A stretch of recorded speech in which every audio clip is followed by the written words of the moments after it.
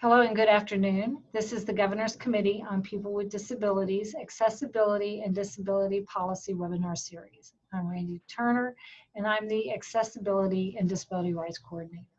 Today we have with us Melanie Whetzel from the Job Accommodations Network, Melinda Paninsky, and also Shelley Callier, I think is how to pronounce her name, both from the Texas Workforce Commission, Vocational Rehabilitation Services. So I am going to turn it over to you, Melanie, if you want to go ahead and get started. Okay, all right, thank you. We can go to the next slide there, please. I'll start here with just a little bit of information about JAN for those of you who may not be familiar with who we are and what we do. The Job Accommodation Network, better known as JAN, is the leading source of free, expert, and confidential guidance on workplace accommodations and disability employment issues. Consultants offer one-on-one guidance on workplace accommodations, the Americans with Disabilities Act or the ADA, and related legislation such as the Rehabilitation Act. And we also provide information on self-employment and entrepreneurship options for people with disabilities. So JAN was established in 1983 as a free national service. We specialize in job accommodations, like I already said. We assist with the interactive process, and the good thing about that is that we can help at any point. We have people who call that don't know anything about it, or people who are maybe in a specific step or point and they need some guidance at that point. So we can give targeted technical assistance. We provide comprehensive resources. And one of the most important things is we maintain confidentiality. We do have a database that we keep information in, but it's very highly confidential. A lot of people will call or email, try to do it as anonymously as possible, and that's fine. You don't have to give your name, but we do keep records. And then if people need that information back in a record, we have that to give back to them. We communicate over the telephone with a chat, text, TTY, relay, email, Skype, and social networks. So there's really no way that you can't get a hold of us here at JAN. We offer live and archive training like we're doing today, and then we work as a partner in making model employers. Okay, next slide. And here you'll see a screenshot of our homepage, and I just wanted to just briefly go over that because there is a wealth of information on our website. And up there at the top, you can see there's an A to Z of disability. That's probably the most important thing. That has information by topic, by disability, by workplace accommodation, by limitation. So you can go in there and find, and it's all A to Z. So you can go in there and find information on bipolar disorder or service animals.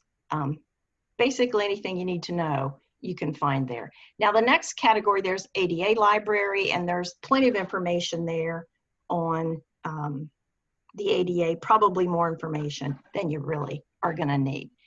We have an accommodation search where you can go in and type in a word or a phrase, and then it'll bring up everything we have on that word or phrase. Publications, we have over 200 different disability publications, and that changes pretty much every week because we're always adding to that. We have a training hub there where you can go in and find archived webcasts for training purposes. And then we have resources, and that you can find state, individual state, and national resources that would be helpful.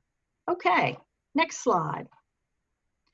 And just real briefly, we work in teams, and so when you contact JAN, you'll talk to a program assistant, and they will ask information to get you to the best person for the disability or the issue that you're calling about. Some people don't want to give out a whole lot of information, but it's really important at the beginning because I'm the lead consultant on the cognitive and neurological team. You don't want me if you have questions about sensory issues, you know. And so we have a motor team, a sensory team, cognitive neurological team, and then the entrepreneurship team. And we work across the borders and we collaborate with each other. But that's basically how it works. And then when they know the disability and the issue, then they can hook you up. Even on our team, we have specialists within our team. So it's really good to get hooked up with the, the best possible person. Okay, all right, next slide, please. Okay, and I just wanted to go over first, just so everybody's on the same page. Reasonable accommodations are modifications that are made to a job application process, to the work environment, or to the manner in which the position is customarily performed that enables a qualified individual with a disability to perform the functions of that position, or that enable an employee with a disability to enjoy equal benefits and privileges of employment.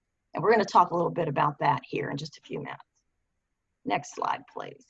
Okay, and here's the definition of disability under the ADA. An individual has a disability if he has a physical or mental impairment which substantially limits one or more major life activities. Now, that substantially limited means more than the average person. It's not a really high standard to meet. And major life activities are those things that we do pretty much every day that most of us don't really have to think about. And we've got a slide later that talks a little bit more about that. It's having a record of such an impairment. Maybe someone had cancer in the past. They're pretty much free of that cancer now, but they had that record of such an impairment. They may still have a compromised immune system. They may still suffer fatigue. They may still need to have regular doctor's appointments. And then the third thing there is regarded as having an impairment. And that is if the employer regards a person as having a disability when they really don't, based on information that the employer's using just to make assumptions. Okay, next slide, please. Okay, so here are the most common limitations that we see when we're looking to accommodate employees with mental health impairments. No one will have all of these limitations, and the ones that they have will vary in severity. There may be other limitations as well that aren't listed here. Panic, memory, learning, attendance, organization, concentration, time management, sleep disturbances, working effectively, coworker interaction, and then stress and emotions management. And the most common mental health impairments we encounter are definitely depression, anxiety, panic, bipolar, and post-traumatic stress disorders. Next slide, please. Okay, we get a lot of questions about disclosure. It's a difficult thing. It's a personal thing. It's a decision that each individual has to make. And we can give the pros and cons, but we can't really tell somebody when it's time for them to disclose. But generally speaking, an individual does not have to disclose a disability until an accommodation is needed. That can be during the application stage, if extra time is needed for a pre-employment test. It could be during an interview when the individual needs to make sure the upper floors of an old building are wheelchair accessible, or it could be at any time during employment when a change in the workplace is needed in order to better perform the job. It can happen 2 days or 2 years into the job. Sometimes individuals don't know what they will need in a new position until they're actually on the job. At other times, something about the job may have changed or the disability has changed, leading the employee to disclose at that time. An employee does not have to disclose a disability before being hired in order to receive accommodations later on. And that's a common question. Well, they never disclose that when we hired them. Do we have to accommodate them? Absolutely. You go through that process. Just because they didn't disclose doesn't mean that that gets the employer out of that responsibility.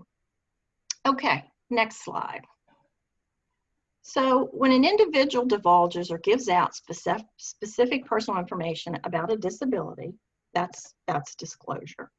And there's several things that they would want to provide information about, and that would be the nature of the disability, the limitations, or how the disability affects the capacity to learn or perform the job effectively, and then the accommodations that the person needs in order to do the job, or in the hiring process, accommodations that are necessary in order to complete the application process and successfully interview.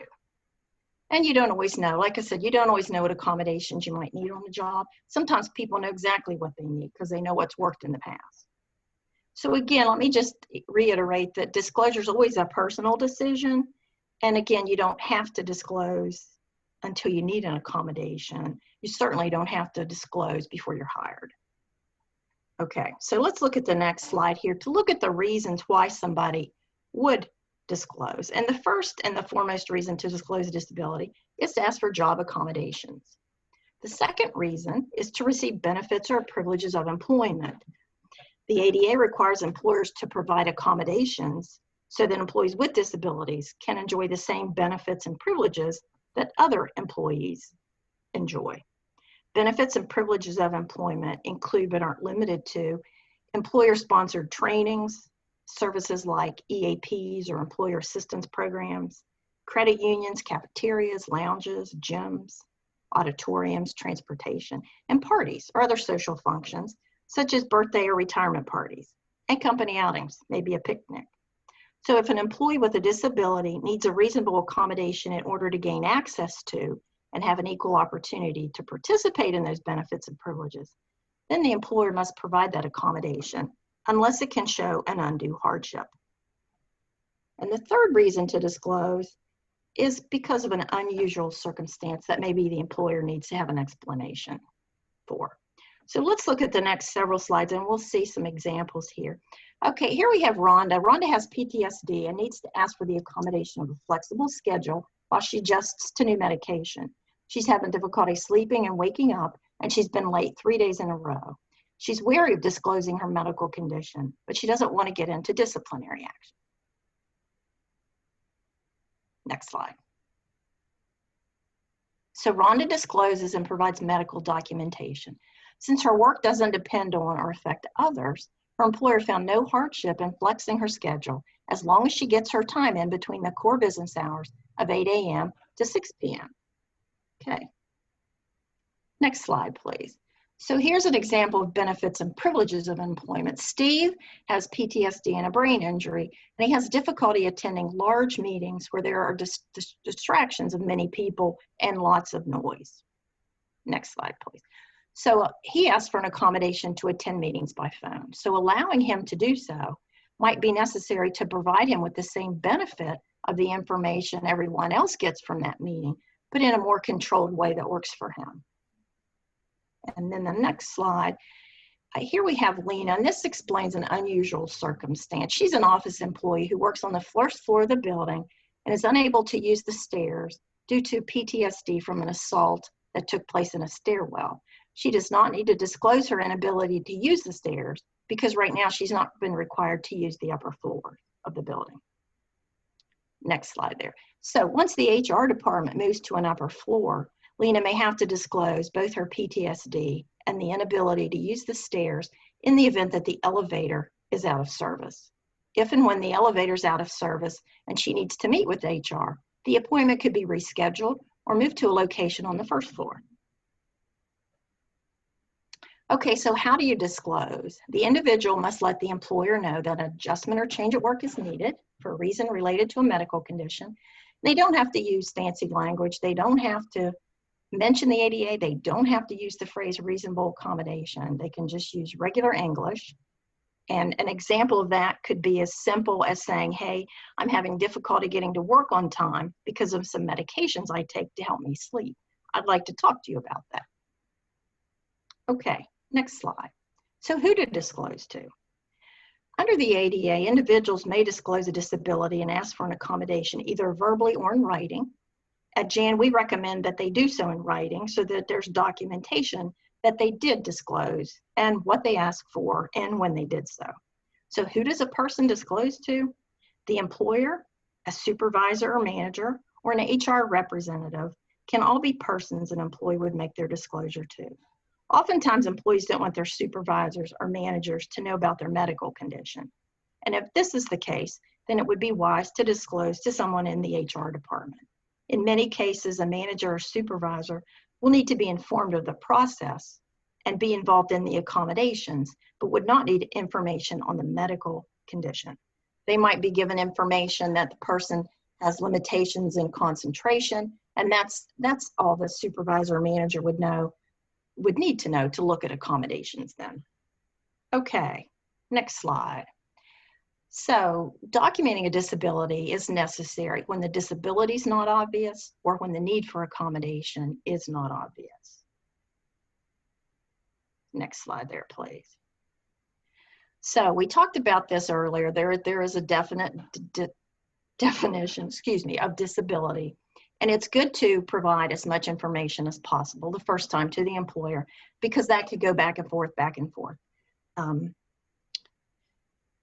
You would want to include the diagnosed impairment. In California, you don't have to do that. Sometimes people with mental health impairments, they don't want to give that information to their employer. And that's understandable because a lot of times that can be used against somebody in the wrong situation. And so as much information as possible about the diagnosed impairment, and somebody could start out being a little bit more vague, saying they have a mental health impairment rather than bipolar disorder or depression, or what the exact diagnosis might be. You know, I think for a person with a shoulder impairment or a heart condition, that it might be a lot easier for an employee to disclose. And so here are the major life activities, just a real brief. That does not include all of them, but you can see what those include: caring for oneself, performing your manual tasks, seeing, hearing, eating, sleeping, communicating, working. Major bodily functions now are included, and they're not limited to functions of the immune system, normal cell growth, so that includes cancer now, digestive, bowel, bladder, neurological, brain, respiratory, circulatory, endocrine, and reproductive functions. Okay, so next we have an example here of Rico, who was a longtime university IT employee who discloses severe bouts of depression that have affected his ability to work the night shift. He requested a shift be changed to a day or an evening one to help him better regulate his sleep. His manager is totally surprised because Rico has had no performance problems or issues of any kind. And that's generally when an employer will need to have medical documentation because they don't get it, they don't understand it. We don't see you having any kind of a problem at all. So, you know, how do we know that this is real? Next slide, please. So the manager asks for medical documentation that will provide the information as to why the accommodation is needed. She then looks at the IT schedules to see what can be done to assist Rico. Okay, and here we have Allie, who has PTSD and requests to bring her support dog to help with the upsets and stress that happen on a daily basis. Her employer asks for medical documentation that supports her request for accommodation, and also asks either for documentation of the training of the dog or a demonstration that the dog is trained and will not disrupt the workplace. Okay, so when documenting a disability, EEOC says that the employer can have the expectation that that documentation comes from the appropriate medical professional. So who is that? So medical doctors would be appropriate. Diabetes, heart problems, leg or back impairments. Psychiatrists and psychologists would be the appropriate person for mental health issues. Nurses, that could cover lots of different things. Physical, occupational therapists would be needed. If you know, there's any type of physical motor impairment, speech therapists would be good for speech, language, and communication issues. Vocational rehabilitation professionals, we're going to hear from those here a little bit later, are those who may do assessments and evaluations and could verify disability. Licensed mental health professionals, such as therapists and counselors, spend time with an individual and get to know them pretty well, and they would be a source for accommodation and medical information. And then educational professionals are the ideal source for documenting a learning disability and other impairments such as autism or intellectual disabilities. Okay, now we're going to get to performance and conduct. And this is really important because a lot of people think that because I have a disability, I don't have to be able to do the whole job. And that's not true. That's not true. Under the ADA, an employer is not required to lower a performance or a conduct standard that's applied uniformly to employees with and without disabilities. However, what the employer does need to do then is accommodate the individual to help them meet that standard. Ideally, employees will request accommodations before performance or conduct problems arise, or at least before they become too serious. There's no time required under the ADA to ask for an accommodation. You know, we talked about that earlier. It can be done at any time. But it's really wise that if you're having difficulties, if the person's having difficulties on the job due to the disability, that's a really good time to talk to the employer about it before problems become too bad, because an employer doesn't have to rescind an evaluation or discipline, and that includes a termination that was warranted by poor performance or by misconduct when they didn't know that there was a disability involved. Okay, so let's look at some examples here. The first one we have is about performance, and Pat's employer requests a meeting with her to talk about some recent performance issues.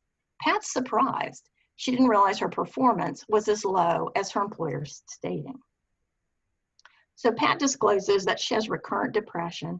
She says she's finding it more and more difficult to concentrate and remember tasks. Her employer asks her what accommodations can help them work together that would assist her in reaching her performance goal. Okay, our next situation here is Susie. She is written up after 2 verbal warnings for inappropriate conduct.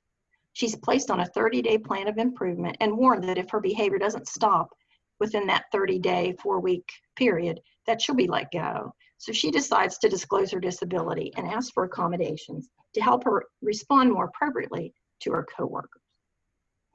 So in this case, the employer puts Susie's PIP on hold. They stop the process and they say, okay, let's get that medical documentation and let's look at what accommodations are needed and let's put those in place before we start that PIP. And so once all that's done, then they can go and start that performance improvement plan, because it really wouldn't be appropriate to go on with that plan once the employer knows that there's a disability involved. Okay, next slide, please. And here we have Rita, who's a sales associate in a retail location who strikes another employee while on a break. When the store manager intervenes, Rita discloses that she has bipolar disorder and is under a lot of stress and anxiety due to a spouse's job loss. The employer doesn't ask anything about the disability, nor does he rescind the termination. Next slide there, please. The company policy states a 0 tolerance for fighting. So whether she has a disability or not, no fighting, and she's terminated. Okay, next slide, please. Now we're going to look at just some different options for accommodations, and we'll look at some different examples in each of those too. Okay, so next slide, please. We're going to look at purchasing or modifying equipment or products. The purchase of equipment or modifications in existing equipment can be effective accommodations for people with many types of disabilities. There are numerous devices that make it possible for people to overcome existing barriers in the workplace to perform the essential functions of a job. These devices range from very simple solutions, such as an elastic band that can enable a person with cerebral palsy to hold a pen, to high-tech electronic equipment that can be operated with eye or head movements by people who cannot use their hands. And there are also many ways to modify standard equipment that can help people with different functional limitations perform their jobs. So let's just talk briefly here about what's on this screen there. First, we see a task light that can be used in place of or in addition to overhead lighting. You know, a lot of people have issues with that bright overhead lighting. Sometimes it makes sounds, it can cause headaches, and so if they can do without the overhead lighting and use task lighting, that can be very helpful. Next, we see a watch that can be programmed to use alarms as reminders. The next picture, there's a smart pen. This pen uses a specialized paper, and you can see the pad there in the picture, to write on, and it records the meeting or the conversation at the same time. The individual uses the pen to make notes. Down in the next row, we have a pocket voice recorder that can be used very easily to record verbal instructions or directions in order to listen to them to multiple times if needed. Next there, we see a wireless headset. That can be a really big neck and upper back saver for people who spend a lot of time on the phone, allows you to get out and move around. And then that last one there, of course, is an iPad, which can be used with various apps to help on the job. Next slide. So we're going to see some examples here of different types of equipment. The first one here is Joni, and she's an administrative assistant whose essential functions included taking notes and distributing them from various meetings. She had difficulty listening, remembering what to write, and then keeping up with what was being said next. That takes a lot of executive functioning to be able to do that job really well. So let's see the next slide here. So Joni was provided with a smart pen that records the meeting as she takes brief notes. This accommodation enables her to focus on listening to what's being said in the meeting while at the same time getting down the important information. Okay, here we have Jose, and he's a real estate agent who had difficulty keeping materials organized for his clients. He had different notebooks for different people. He didn't always have them with him. He'd open his trunk, meet with a client, didn't have his notebook with him. So he just wasn't able to keep track of all of them. Next slide. So Jose's existing system was streamlined by using one large binder with colored tabs that would separate and keep track of each client's specific paperwork, yet it was kept in one easily accessible location and only had one notebook to keep track of, and a key at the front of the binder listed the clients by color. Okay, the next option here is making the worksite accessible. And it's true that employers are required to modify the worksite to meet the needs of an employee with a disability that needs an accommodation. Although the requirement for accessibility in employment is triggered by the needs of a particular individual, employers should always consider initiating changes that will provide general accessibility. Parking may be included in making the worksite accessible. Here we have examples of accommodations. That first one there is parking. The second one there is a doorway or threshold ramp that eases the access to rooms, especially if there's a threshold that's raised. And then we also have a picture of an automatic door opener that can be very helpful for those who aren't able to open traditional doors. So our next example here is a parts sorter in a distribution center who had difficulty standing for a shift with only a 30-minute lunch and short afternoon break. He became really fatigued and his work became really sloppy. So the employee was provided with both an anti-fatigue mat that he would stand on to help his back and legs, and then this stand lean stool that allowed him the ability to work in an upright position. It looks like you're standing, but it really allows your weight to rest on the padded seat, so it takes that weight off your legs. Next slide there, please. Marcy asked for reserved parking space, at least in the winter, when she left work in the dark. She had anxiety and panic from a previous assault in a dark parking garage. So Marcy's manager secured a space for her so that she could park near the building where the lights were brighter. He also had the night security guard walk her to her car when she was leaving by herself in the dark. All right, next slide there. We're going to talk about job restructuring. Job restructuring is another form of an accommodation, and it involves reallocating or redistributing marginal functions of a job. Although an employer is not required to reallocate essential job functions, it may be an accommodation to modify the essential functions of a job by changing when or how they're done, but not by reducing or removing them. So here we have the next slide. We have an example of a help desk employee, and his main function is to troubleshoot the problems of other staff members. He was highly competent in solving problems, but became impatient, rude, and disrespectful to his coworkers who contacted him for assistance. Next slide. Okay, look at him there. See how much happier he looks? A new policy was instituted, which allowed him to take requests for help by email instead of in person or by phone, reducing the stress caused by interactions with his coworkers. And the bonus here was now that the employer had documentation of what the problems were and how they were solved, and then the time frame as well. So that was a good solution for everyone. Okay, next slide. Okay, here we have an employer that required all employees to work overtime. Bo is an employee with bipolar disorder, asked to be excused from overtime because of the fatigue and the exacerbation of his symptoms. And the employer denied Bo's request, stating that the overtime is an essential function. And that can be in certain jobs. If everybody's expected to do it, it's something that you know you need to do, everybody has to do it, that can be considered an essential function.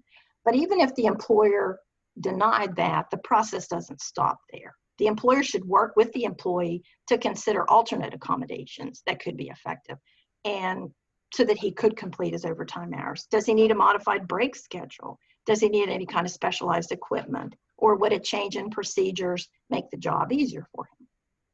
Okay, next here we have modifying schedule and allowing leave time. And I would say probably for, I've been at Jan for 12 years, and I would say that on the same team there, and modifying schedules and allowing leave time is probably one of the most common accommodations for people with mental health impairments.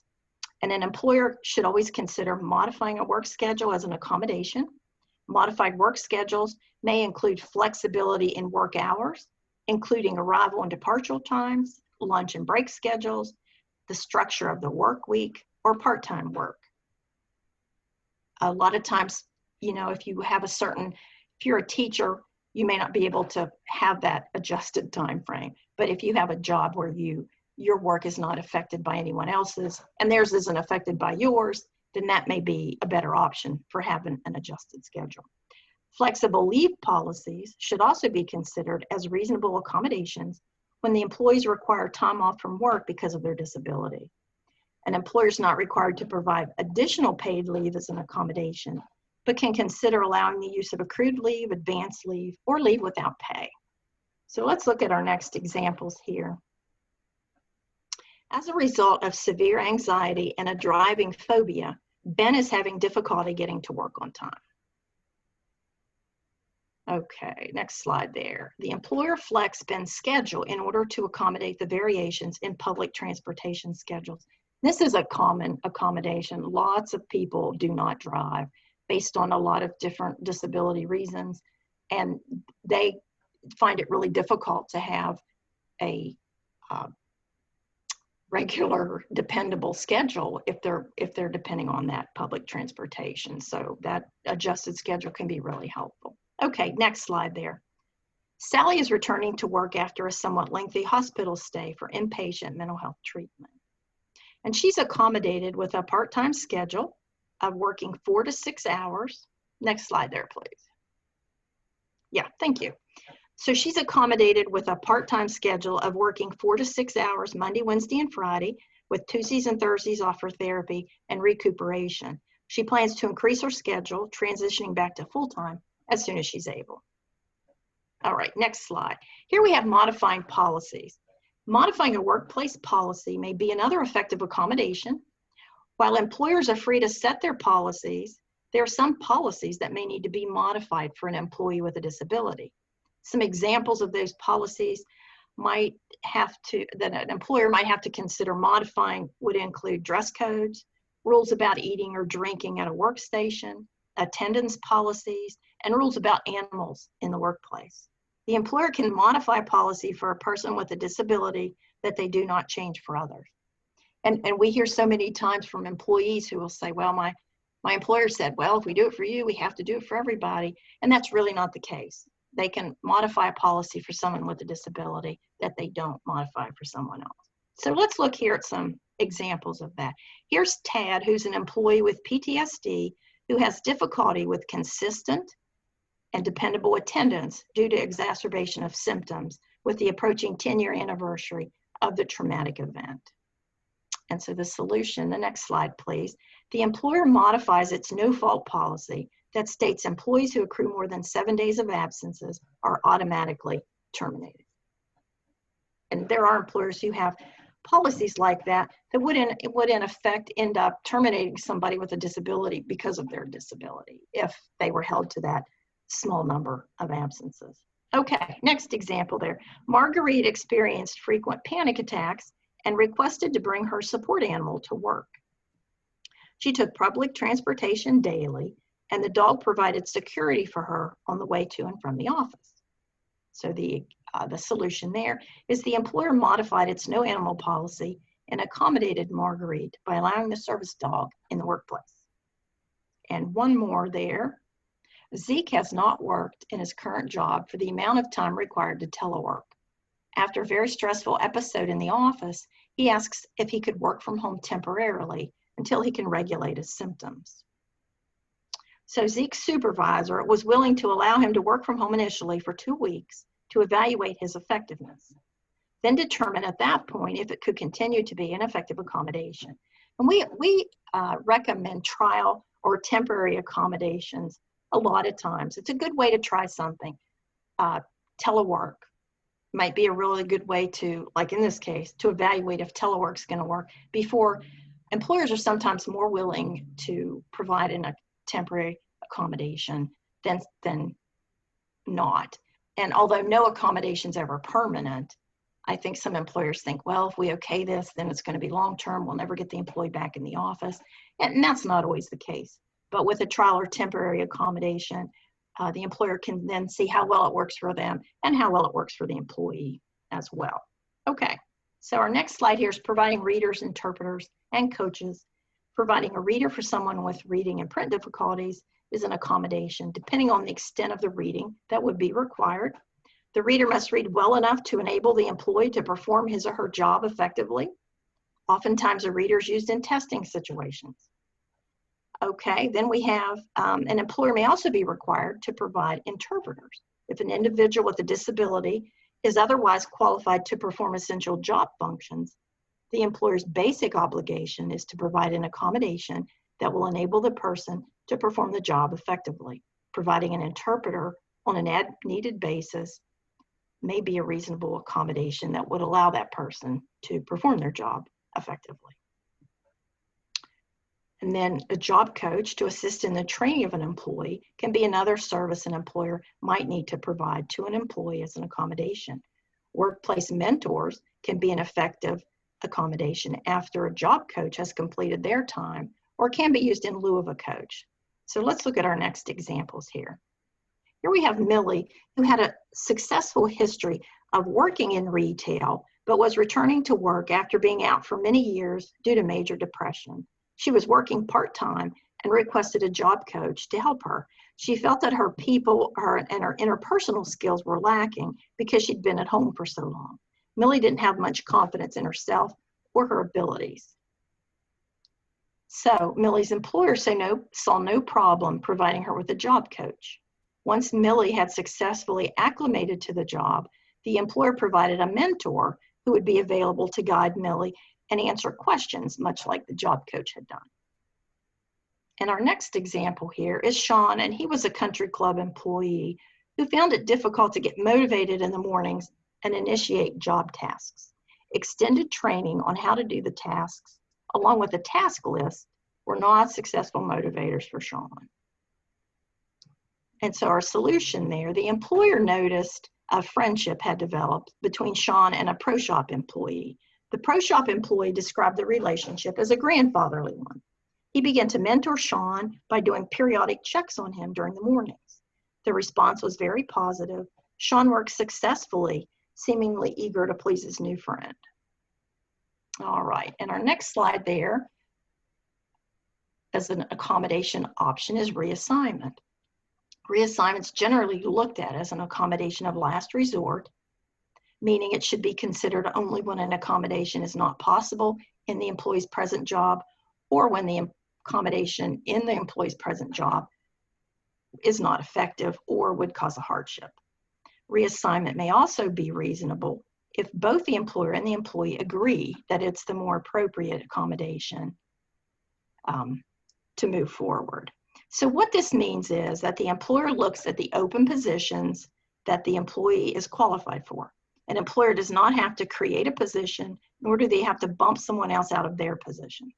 The position should be as close as possible to the current one in terms of status and pay, but if that's not possible, the employer may consider lower positions. We have a couple of good examples here to illustrate reassignment. Our first one here is an employee who delivered meals locally, and he asked for a change in position when the kitchen where the meals were prepared was being remodeled. The temporary kitchen was in the city where the employee was unable to drive. He could not drive in overpasses and tunnels and across bridges. And so he asked if he could have a change in position, and he was accommodated with a reassignment to a painting and light construction crew that was helping with the renovations of the kitchen. Since he would only be required to drive to the center where the kitchen was located, the driver was able to continue working with no problems. Our next example here is an RN, a registered nurse with nearly 20 years of experience in a veterans hospital, who was having difficulty working in the emergency and critical care units due to an increase in symptoms when dealing with trauma. He asked for the accommodation of a reassignment. So the hospital HR department worked with the employee to determine positions that he was qualified for that were open or would be open soon. Together, they ranked the positions in the order of which were best suited to the employee. He was able to choose among 3 different positions in the veterans healthcare system. And our next example there is an employee was having difficulty working in a busy central banking office. He managed a large staff of workers, provided customer service, and had daily oversight of the office there at the bank. So after meeting consistently with his supervisor, it was determined that he would be the ideal manager to fill a recent opening in a smaller and less busy branch office. The employee maintained his salary and the responsibilities of his leadership role. Okay, so right here at the close to the end here, there were two issues I wanted to cover that apply to people with all disabilities, but are really more common in employees with mental health issues. And those are leave and attendance issues, and then concerns about confidentiality. So let's talk about leave first here. Attendance can be vital to the job, and many employees with mental health impairments have difficulty with sustained and dependable attendance. Inconsistent attendance without advance notice can be difficult for employers to deal with. But by permitting the use of accrued paid leave or unpaid leave as a form of reasonable accommodation when necessitated by an employee's disability can really help the employee out. An employer does not have to provide paid leave beyond that which is provided to similarly situated employees. Employers should allow an employee with a disability to exhaust accrued paid leave first and then provide unpaid leave. An employee with a disability may need leave for a number of reasons related to the disability, including but not limited to obtaining medical treatment that could include surgery, psychotherapy, substance abuse treatment, or recuperating from an illness or an episodic manifestation of the disability. And leave under the ADA works somewhat like leave granted under the Family Medical Act, or FMLA, in that it can be used for weeks at a time if needed for treatment or recovery, but it can also be used intermittently for a day or an afternoon at a time. Leave under the ADA is not limited to 12 weeks like FMLA is, but it's not limited. It's not unlimited either. An employer can provide as much leave as an employee needs until it causes a hardship. So let's look at our next example there. Due to an anxiety disorder, Jake has missed 2 to 3 days per week for the last month, causing a hardship for his employer. Next slide there. So Jake's employer works with him to provide accommodations that will reduce the stress he feels while on the job, enabling him to get to work more frequently. And that's really one of the more common problems that we see. Employees will call, we'll talk to family members, we talk to employers, and they'll say that the employee needs a stress-free job. Well, that's not a thing. That's really not possible in most cases. So let's talk about what it is that causes the stress for the employee in that job, and then look at how do we reduce that stress. Okay, now, go back one slide. Got a little ahead of myself there. Okay, so a custodian with chronic depression asks for an accommodation of leave 1 afternoon a week for 16 weeks so she can attend an intensive outpatient therapy program. Recommended by psychologists, he feels the treatment's necessary to prevent a depressive episode that would require further leave.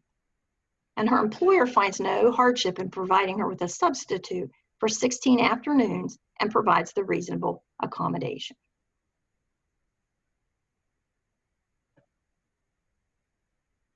Okay, next one. Okay, next one, and we'll start right there. Okay, another big issue is confidentiality, and that goes for everything under the ADA, and that goes for all disabilities. But people with mental health impairments are really worried that their diagnosis is going to get out there. A lot of times they do not disclose until the very last minute, and sometimes it's too late. They're afraid people are going to know their diagnosis. Maybe they've had a bad experience in the past and they don't want to go through that again. So confidentiality is really important. And there are very strict limitations on the use of the medical information that's obtained by an employer from an employee with a disability. All information obtained, medical information, must be collected and maintained on separate forms and separate medical files and treated as a confidential medical record. An employer should not place any medical related material in the employee's personnel file where a personnel clerk can get in there and look at it and say, oh wow, we didn't know he had a disability. The information should be kept in a separate locked cabinet apart from the personnel files, and a specific person or persons should be designated to have access to the medical file. The Technical Assistance Manual of the ADA states that supervisors and managers may be informed about necessary restrictions on the work or duties of an employee and necessary accommodations.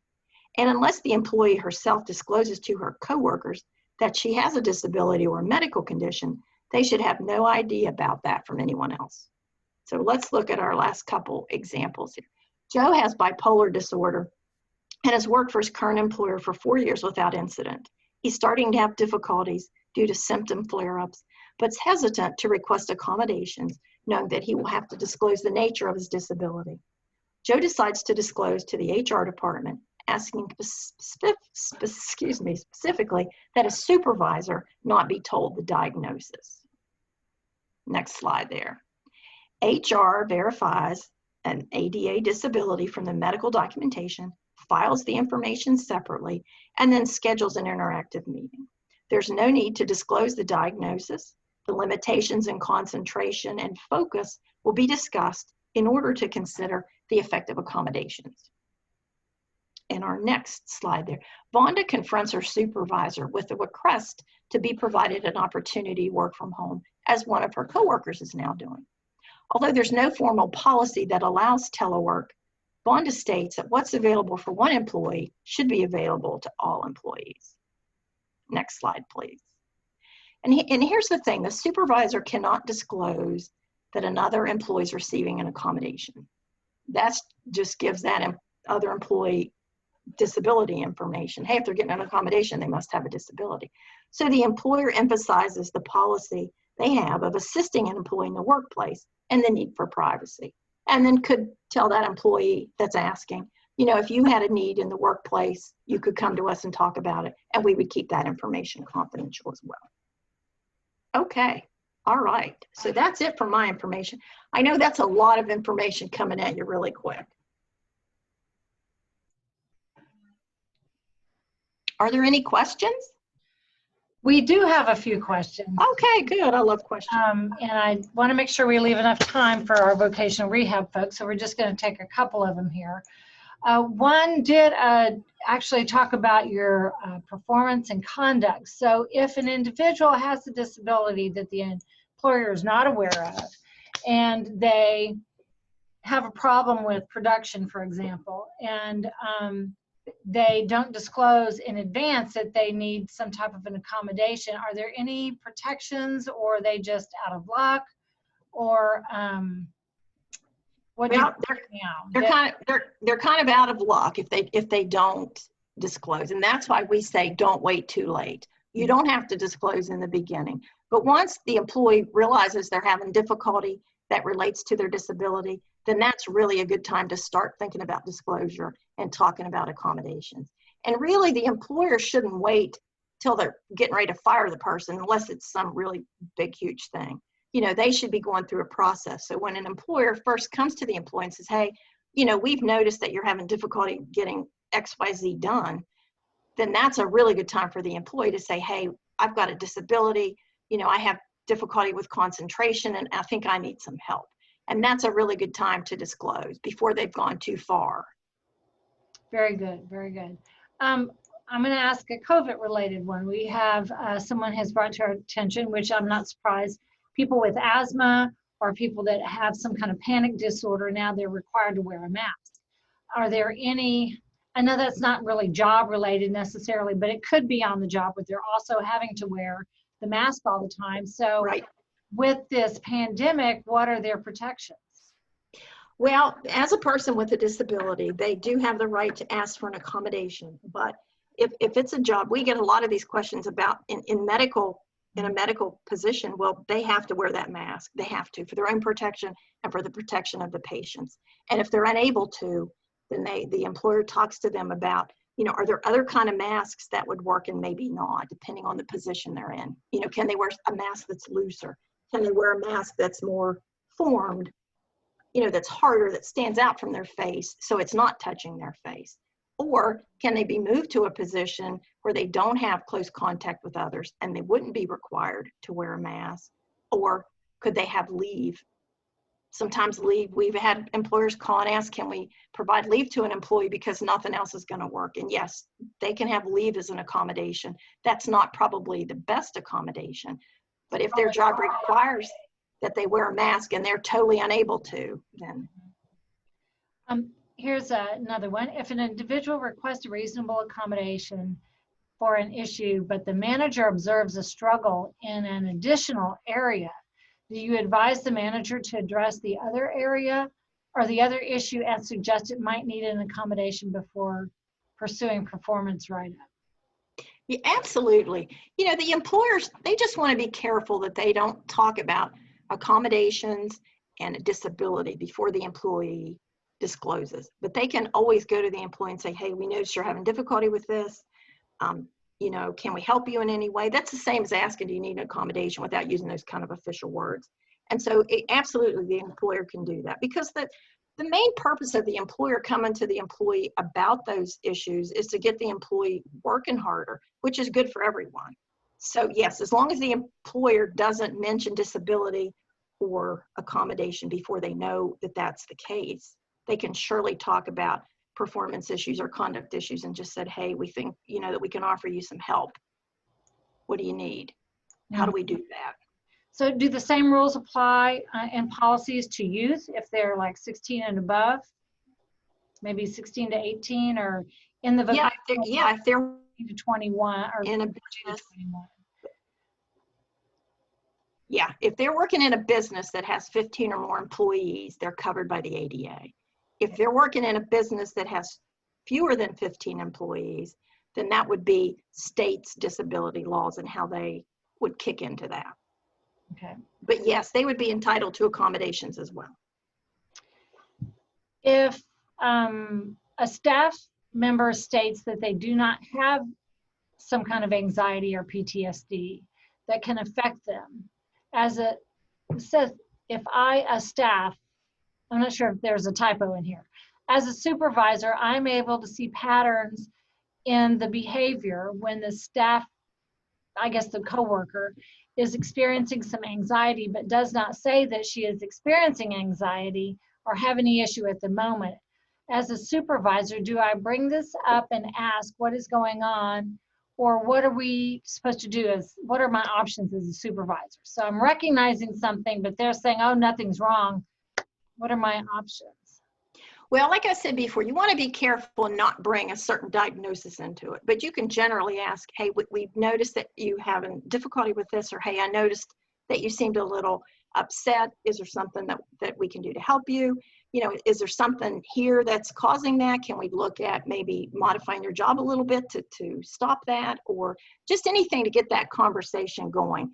Like I said before, you know, people don't want to disclose mental health issues until they really have to.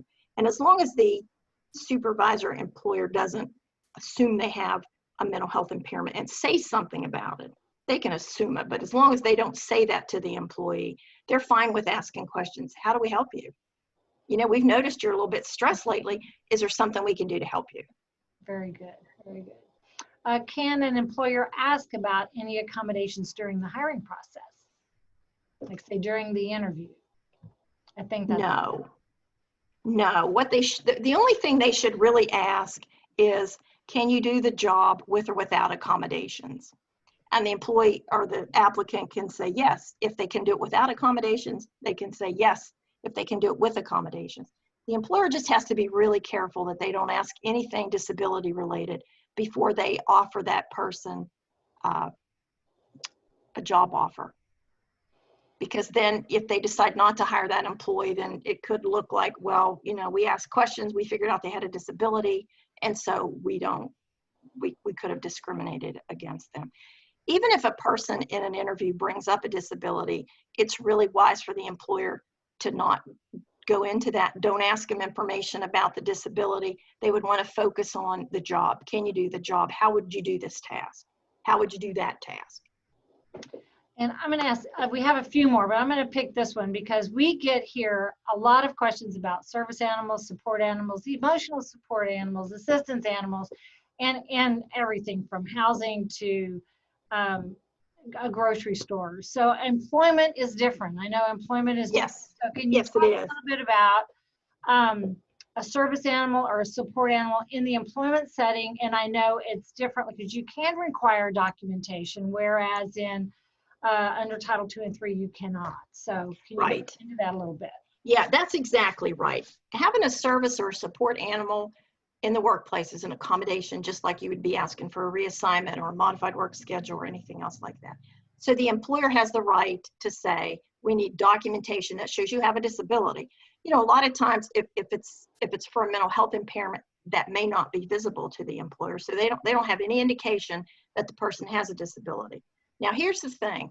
They can't ask for documentation that the animal was certified or trained, because a lot of times people train their own animals. Mm-hmm. They don't have certification from someone else.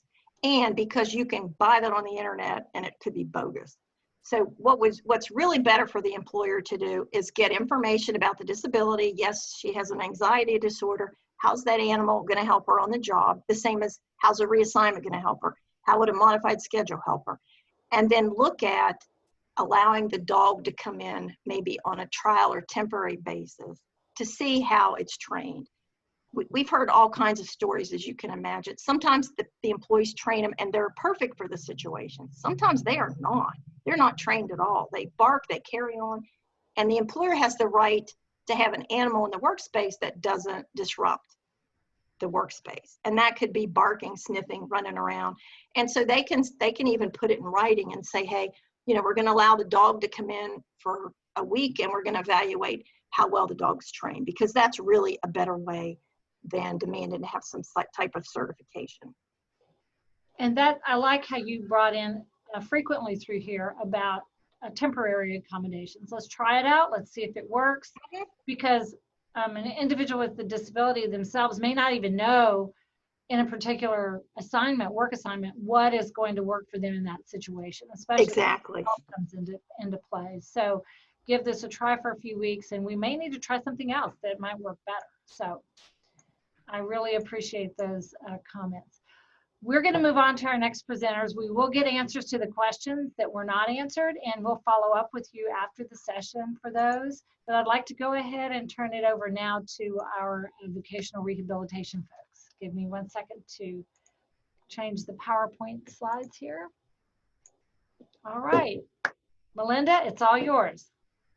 Awesome. Can you hear me, Randy?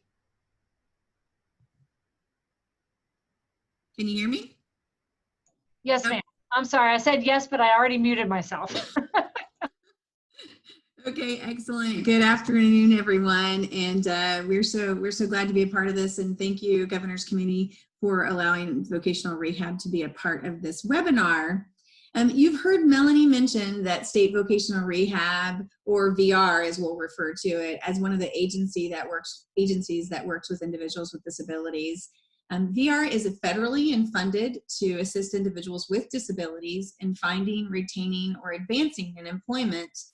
And each state has a vocational rehabilitation agency. What it's called and where it lies as far as where it's administrated out of may vary from state to state. But here in Texas, vocational rehabilitation is part of the Texas Workforce Commission, which assists all job seekers and employers.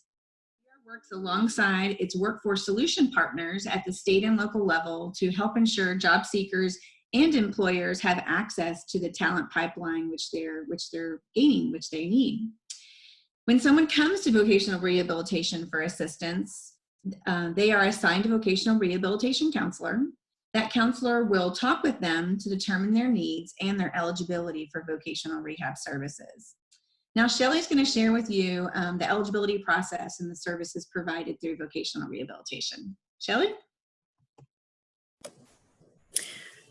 Good afternoon, everyone. So I'm going to discuss the eligibility criteria as well as some of the services that can be provided. So there are 4 eligibility criteria for an individual to be determined eligible for vocational rehabilitation services, and they must meet all 4 of those criteria.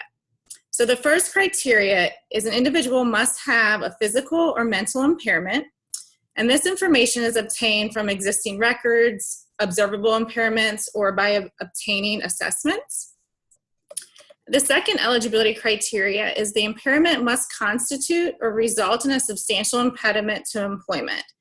So a substantial impediment to employment exists when the impairment and functional limitations prevent the individual from obtaining a job consistent with their abilities, significantly interfering with preparing for employment, causing the individual to need special help to perform job duties, or interferes with job retention. So for example, an individual has lost a job because of their impairment, or is unable to advance in his or her career due to the impairment, or is unable to perform the essential job duties.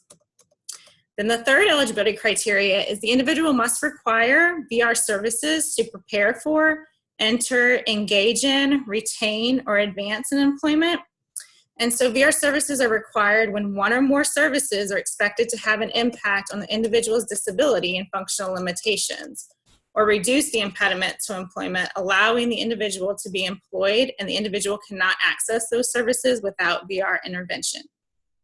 And then finally, the fourth eligibility criteria is to presume that the individual can have a goal of competitive integrated employment. So the VR counselor must presume the individual capable of achieving an employment goal, unless information obtained during trial work demonstrates that the individual cannot attain an employment outcome after receiving VR services because their severity of the individual's impairment.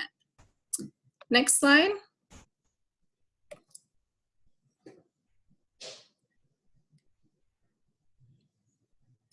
Okay, so VR can provide a variety of services necessary to help an individual with a disability prepare for, obtain, retain, or advance in employment. So services will be considered on an individual basis, and they must be reasonable and necessary for that person. There also must be a vocational need for the service. Next slide. So there are many services that vocational rehabilitation can provide. And so I'm going to talk about a few of them today. So the first service, vocational counseling and guidance. So this is a service that is provided to all individuals. Counseling and guidance is short-term, problem-centered counseling provided by the vocational rehabilitation counselor that focuses on helping the individual achieve employment, which includes information and support services to help the individual make informed choices. So some of the topics that the counselor may work with the customer, the individual, will be understanding his or her disability and the related impediments to employment, understanding our mental restoration procedures, identifying using transferable skills, developing a realistic action plan to address a problem, understanding work requirements, the work environment, work culture, identifying and using community resources that may be available to them. Also, we can help with coping successfully with on-the-job stressors, as well as disclosing their disability. So evaluation and assessments, specifically to those individuals we serve with mental health diagnoses, some of the evaluations we can purchase are psychological evaluations, neuropsychological evaluations, vocational evaluations, supported employment assessments, and other medical evaluations. So these evaluations can assist with identifying appropriate vocational objectives and career exploration, determining whether the individual's job goals are feasible, their readiness for employment, identifying stressors or medication side effects they may have that might interfere with their employment, identifying their cooperation with treatment sources, and willingness to engage in realistic job choices. So also our counselors will refer them to community resources, such as the local community mental health center. They can also refer them to any other resources that they may need, like free or sliding scale counseling services, the clubhouse. And so the goal is to get the individuals connected to the services in their local community that will assist them with being successful in addressing their disabilities long term. Other services are training, and that can be a variety of different types of training: academic, vocational, technical, credential specific. That also includes work readiness services and work experience services. So they will prepare our individuals to find work and stay employed by learning and adjusting to the daily workplace routine. This will allow the individual to achieve an individualized level of work readiness related to disability issues, interpersonal skills training, daily living skills, and address any issues that may interfere with his or her participation in obtaining and ultimately maintaining employment. Mental restoration services. So VR can purchase short-term psychotherapy, either individual and group, as well as outpatient psychiatric treatment. We can also assist with employment services. So this can be provided by the vocational rehabilitation counselor, or at times we may purchase job placement services or supported employment services from one of our providers. We also provide job skills training when an individual needs more training and support than is provided by the employer. So that will help teach skills, reinforce skills, and develops or set up accommodations and strategies to increase their independence and ability to meet the employer expectations. We can also help with on-the-job training, and that's a hiring incentive with employers while helping the individuals to overcome any employment barriers they may have. And then working with an employer on accommodations. So as mentioned above, this can be part of the job skills training purchased from a provider, or this can be done between the vocational rehabilitation counselor and the employer or the HR department. With permission from the individual, the counselor can attend meetings, discuss accommodation needs, performance issues, etc., to work with the individual and the employer to provide them with what they need to be able to complete the essential duties of the job and meet the employer's expectations.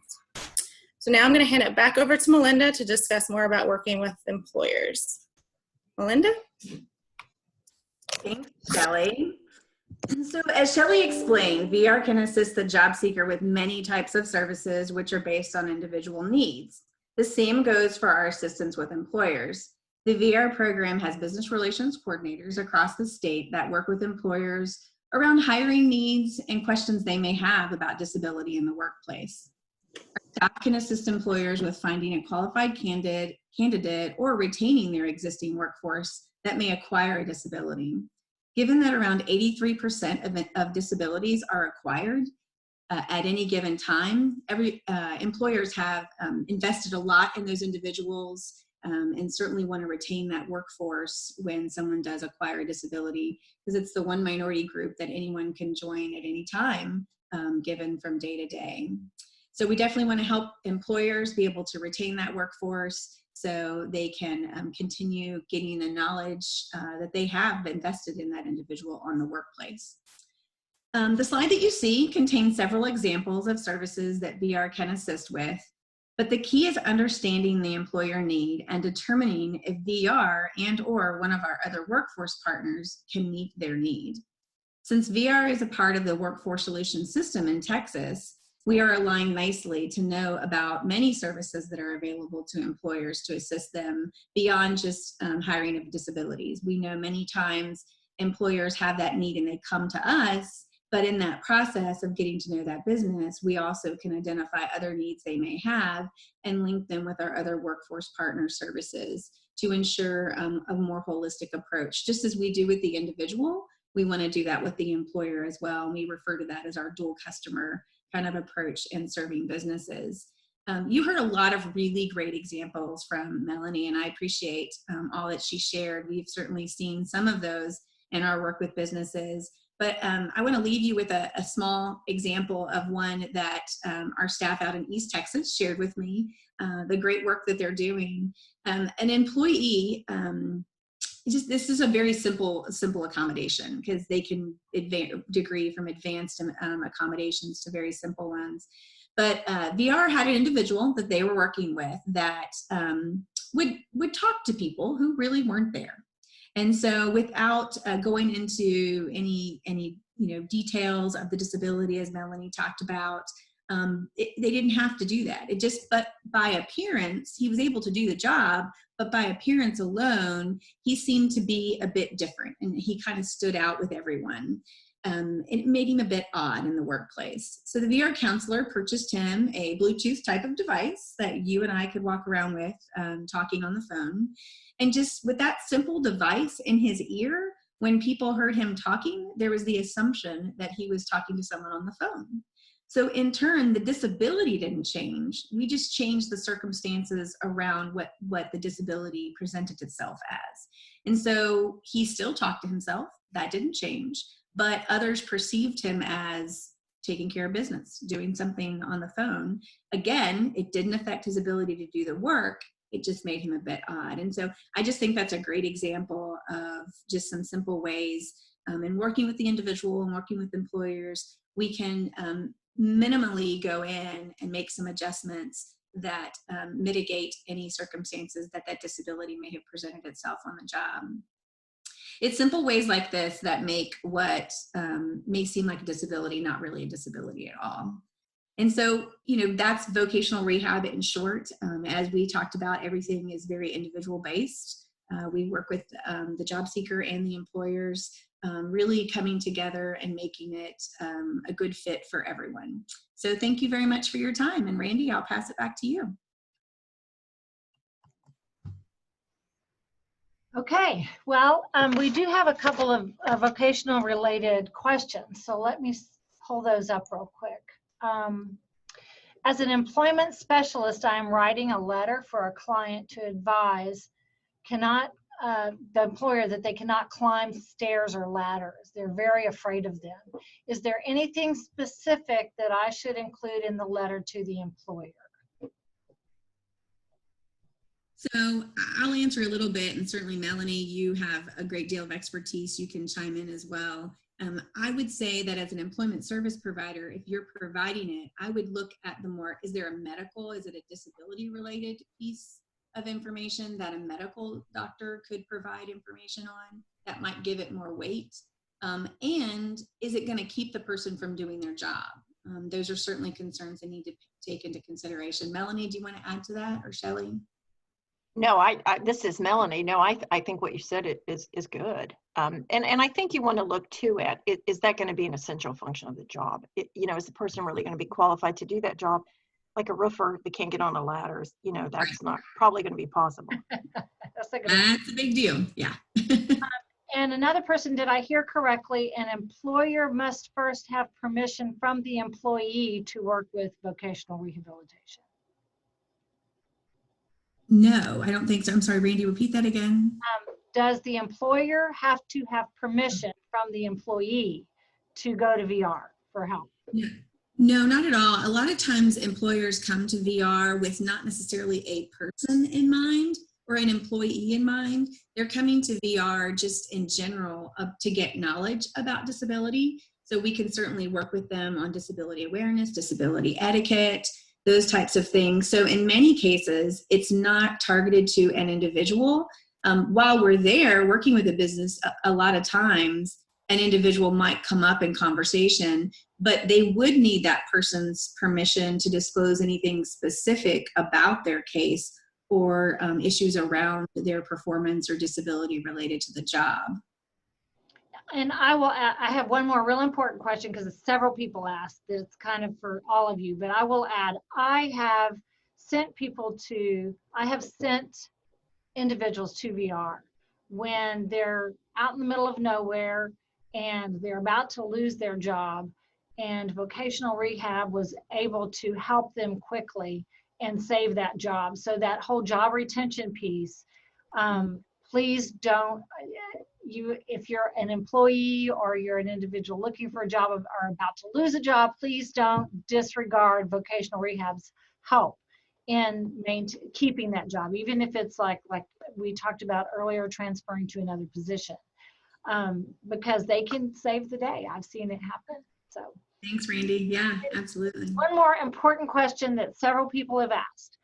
They're seeing a lot today, and we get the question here too, that when you fill out an application online, there's a box that says, do you have a disability?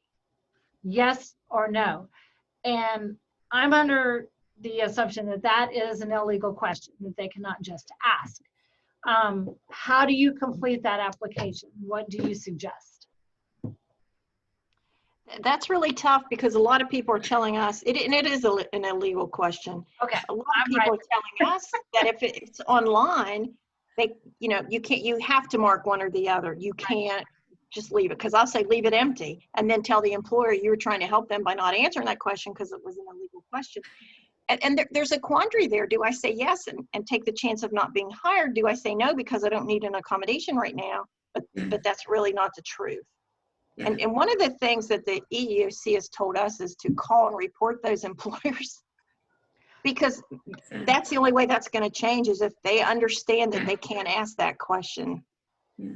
And to Melanie's point about it being an illegal question, that's one of the things we try through Voc Rehab and all the partners that we work with, is to educate employers about that not being a legal question they can ask. it really has to go back to those KSAs and can they do the essential functions of the job with or without accommodations. And it's okay to ask that, but not disability. And I get it from a lot of employers' perspectives. We have many that are working to hire specifically people with disabilities. And so that can go in your favor sometimes, but it's still something they shouldn't be asking. We always tell them, don't ask that, but if you know VR is referring someone to you, indirectly, you know, they qualify in some capacity as a person with a disability if that helps you in your, you know, tracking of systems and so to speak. But that is a very tough situation for sure. It is. I've referred people to the TWC Civil Rights Division to see if maybe they can address it with the employer, and then maybe that question goes away. I don't know. That's a good suggestion. Yes, it is. Yeah. Okay, well, we have several other questions and I will get them to the presenters. Maybe we can get answers in the next week or two and get those answers out to everybody. But for now, we're out of time. So I would like to thank all of our presenters again, Melinda, Shelley, and Melanie for joining us today. The rest of you have a great rest of the day. Stay safe, be safe, and I will catch you the next webinar. Thank you for attending. Bye-bye. Thank you, Barbara. thank you.